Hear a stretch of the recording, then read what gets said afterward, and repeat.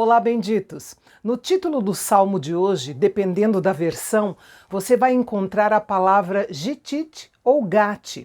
Alguns propõem que é algum tipo de instrumento musical semelhante à lira, mas a versão Septuaginta, que é a tradução do Antigo Testamento para a língua grega, traduziu esse termo como os lagares, relacionando-o com uma raiz hebraica correspondente a uvas. Nesse sentido, pode ter sido uma música para ser cantada durante a colheita das uvas. Este é um salmo chamado de Salmo da Natureza, porque fala da criação, mas também é um salmo messiânico. Nele, Davi fala da glória de Deus, que é refletida na criação de uma maneira muito clara. Na língua original hebraica, quando ele declara ó Senhor, ele usa o nome de Yahvé, o Deus da aliança. E quando ele diz Senhor nosso, ele usa o nome Adonai, declarando que para o seu povo, Deus é o orientador, o governador, o juiz, o sustentador de todos os homens. Davi reconheceu que, embora o Senhor fosse o Deus da aliança de Israel, ele não era um Deus tribal, que pertencia somente ao povo de Israel. Ele desejava que o seu nome, ou seja, o seu caráter e a sua reputação, fosse conhecido em toda a terra. Acontece que a terra não é suficiente para conter a glória e a excelência de Deus. Por isso, sua glória também está nos céus, ou seja, além da atmosfera terrestre. Davi também considera que o poder e a glória de Deus podem ser vistos até mesmo através do louvor que ele coloca na boca das crianças pequenas, aquelas que já podem brincar fora de casa, e dos bebês que estão em fase de amamentação. Um louvor capaz de fazer emudecer os inimigos de Deus. Davi tocou em um tema que é comum na Bíblia, a ideia de que Deus usa as coisas consideradas fracas para demonstrar sua glória e a sua força. Um bom exemplo dessa ideia está em 1 Coríntios capítulo 1, versículo 27, que diz que Deus escolheu as coisas loucas do mundo para envergonhar os sábios e escolheu as coisas fracas do mundo para envergonhar as fortes. É difícil pensar em algo mais frágil e indefeso do que um bebê ou uma criança.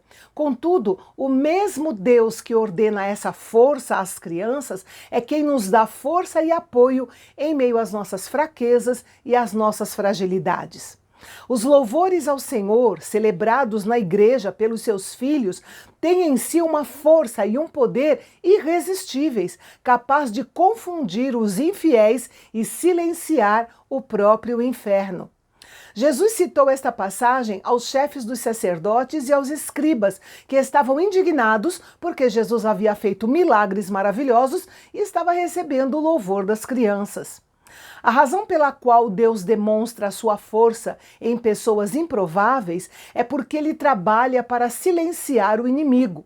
Satanás e seus seguidores não têm o que dizer quando Deus opera tão poderosamente em uma pessoa considerada fraca, frágil.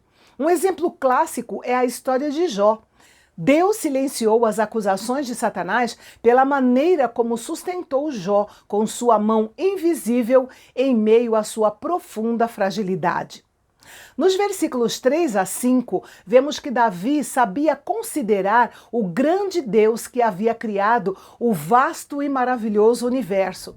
Nosso conhecimento sobre os anos-luz e a vastidão do espaço é motivo ainda maior para considerarmos, assim como Davi considerou, a nossa insignificância no sistema solar e a atenção admirável de Deus conosco. Davi se perguntou por que um Deus tão grande estaria atento a seres tão pequenos, uma vez que ele fez o homem um pouco menor que os anjos em glória, poder e proximidade de Deus. Esta mesma passagem é citada em Hebreus, no capítulo 2, versículos 5 a 9, para mostrar que Jesus, em sua humanidade, também se tornou inferior aos anjos. Mas, assim como aconteceu com Jesus, o nosso destino é um dia sermos coroados de glória e de honra que supera até os anjos. Ser coroado de glória e honra é uma forma eficaz de identificar o homem com Deus e de dizer que ele foi feito à sua imagem, refletindo a sua glória de uma forma que os outros elementos da criação não podem fazer. Infelizmente, nossos primeiros antepassados pecaram e perderam a glória e a honra, abrindo mão desse domínio glorioso que havia sido dado por Deus. Hoje, as pessoas são fracas e incapazes de dominar os seus próprios pensamentos e os seus próprios desejos, vivendo mais como escravas do que como governantes. Mas Jesus Cristo readquiriu esse domínio para nós através da sua obra na cruz e um dia o compartilhará conosco totalmente quando governar em seu reino. Davi enfatiza o mandato dado por Deus a Adão e os seus descendentes no ato da criação. Como parte dessa autoridade, a humanidade tem a responsabilidade de gerir com sabedoria as criaturas e os recursos dessa terra, de forma que traga glória para Deus e seja bom para o homem, os animais e a natureza. É um pensamento equivocado ver o homem apenas como parte do ecossistema. Isso nega a sua posição de domínio. Também é errado o homem abusar do ecossistema, sendo um mau administrador daquilo que, na realidade, pertence a Deus. Diante de tudo isso, é uma grande tragédia quando um homem se torna cativo das coisas deste mundo. Nós nascemos para ter domínio e não para sermos escravos delas. Quando Davi pensou no vasto domínio que Deus havia dado ao homem, ele louvou a Deus novamente, pois para o homem, sendo tão pequeno, receber tamanha autoridade é uma demonstração tanto da excelência como da bondade de Deus.